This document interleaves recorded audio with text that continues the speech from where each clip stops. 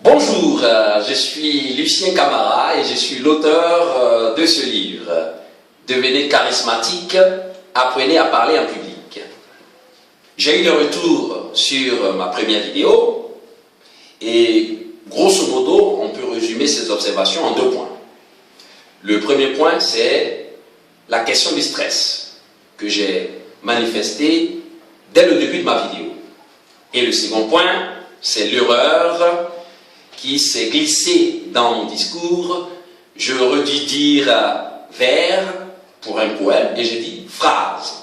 Alors rapidement, nous allons aborder ces 2 points avant d'attaquer le menu du jour qui, rappelez-vous, concerne le cerveau droit. Le stress. Quiconque n'éprouve pas du stress lorsqu'il doit prendre la parole en public n'est plus bon pour prendre la parole en public. Pourquoi? Parce que le stress est un signal qui vous dit que ce que vous allez faire est tellement important que vous devez y consacrer le maximum d'efforts. Le stress vous dit que ce que vous allez faire est tellement important que vous devez faire attention à tout ce que vous allez dire. Donc de façon intrinsèque, le stress n'est pas mauvais. Il devient mauvais lorsque nous sommes incapables de le dompter, de le gérer. Je prends toujours le stress comme un animal de compagnie. C'est comme un animal domestique qui vous suit partout et à tout moment, quand vous devez prendre la parole en public. S'il est absent, eh bien vous manquez d'un ingrédient très important dans la prise de parole en public. Par contre, si vous le gérez mal, le stress peut devenir un loup dévoreur. Et c'est là où il peut faire beaucoup de dégâts. Donc merci encore pour ce point sur le stress. J'en ai éprouvé et je vous dis merci. Le second point, c'est les erreurs. Quand vous parlez en public, vous ne devez pas avoir peur de faire des erreurs, de commettre des erreurs de grammaire, de construction syntaxique. Je vais vous donner un exemple. Vous avez un universitaire chevronné, bardé des diplômes, qui s'exprime avec toute l'élégance qu'il faut.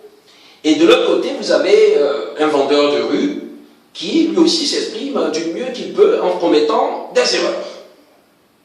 Rien ne garantit que l'université bardée des diplômes sera meilleur orateur que le vendeur dans la rue. Pourquoi?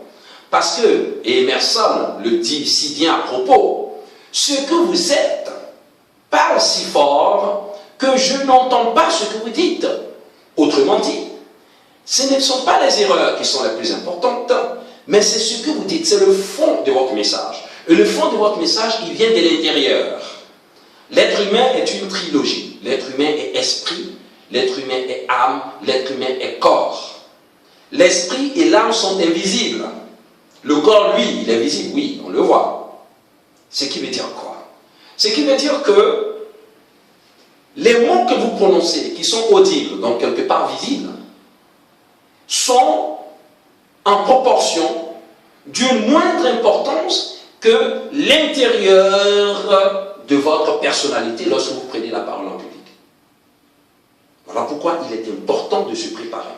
Voilà pourquoi il est important d'être congruent avec son message. Être congruent avec son message, c'est-à-dire être en harmonie parfaite avec son message. De sorte que vos gestes, de sorte que tout ce que vous direz sera en parfaite harmonie avec ce qui sort de votre bouche. Les erreurs, oui, évidemment, il faut faire en sorte de ne pas trop en commettre, mais si vous en commettez, ce n'est pas grave, parce que, je le reprends, Emerson dit que ce que vous êtes parle si fort que je n'entends pas ce que vous dites.